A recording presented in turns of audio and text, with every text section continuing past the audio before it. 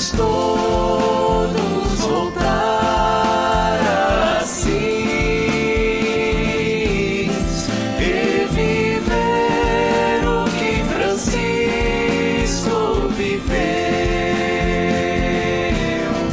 para então espalharmos pelo mundo paz e bem e a misericórdia de Deus. Queridos irmãos e irmãs, paz e bem. Mais uma vez nos reunimos então para esse encontro de espiritualidade franciscana, neste percurso que estamos fazendo da legenda dos três companheiros.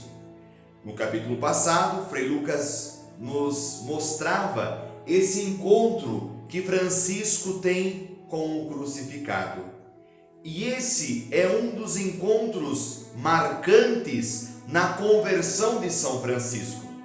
Até, no entanto, que no capítulo 6, a legenda vai nos trazer que Francisco, movido por esse amor do crucificado, pega os tecidos da loja do seu pai e os vende.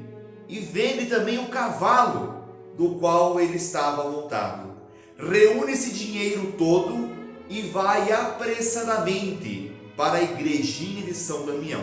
Encontrando lá um padre muito simples, quer dar ao padre, à igreja de São Damião, todo aquele dinheiro.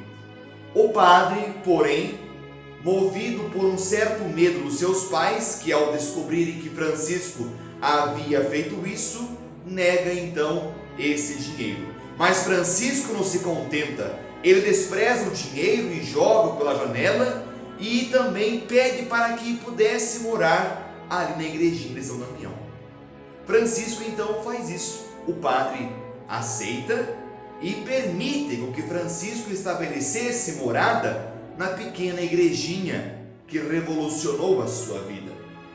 Porém, Francisco percebeu que o seu pai estava o procurando, abandona a igreja de São Damião e fica por um mês numa gruta, aonde lá ele reza piedosamente e move lágrimas, jejuns e orações ao seu Senhor.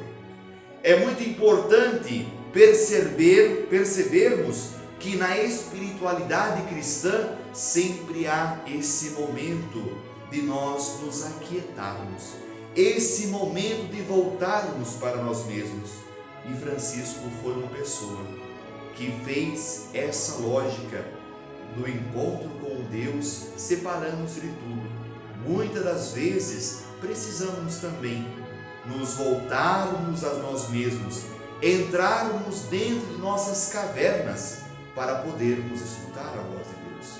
Assim, Francisco então toma coragem e vai para Assis, vai para o encontro, vai para o embate.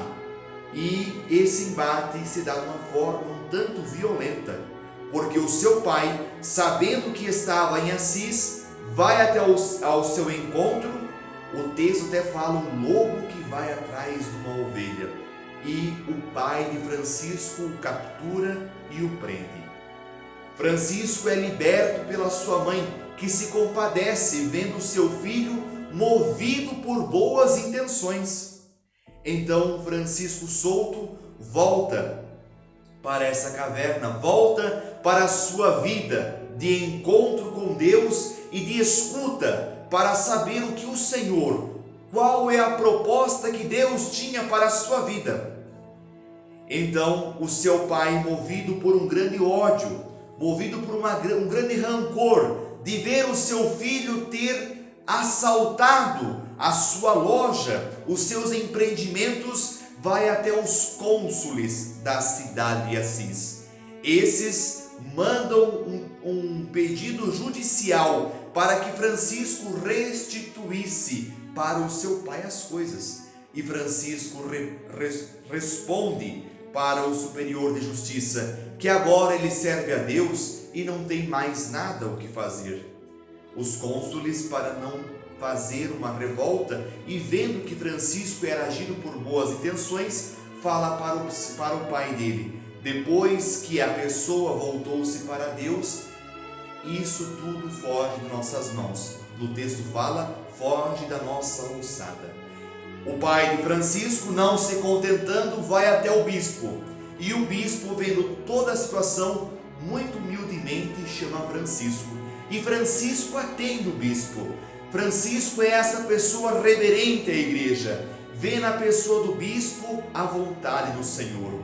E o bispo pede para Francisco: Francisco, restitua o seu pai, devolva-lhe o dinheiro, as posses, porque isso não vai ajudar a igreja. É bem provável que essas posses sejam frutos até de injustiças e de pecados.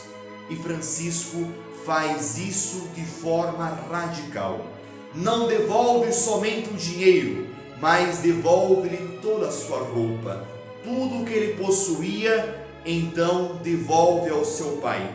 Francisco fica nu diante do povo de Assis, diante do bispo, e o seu pai, sem mover uma palavra, pega todas as suas posses e vai embora.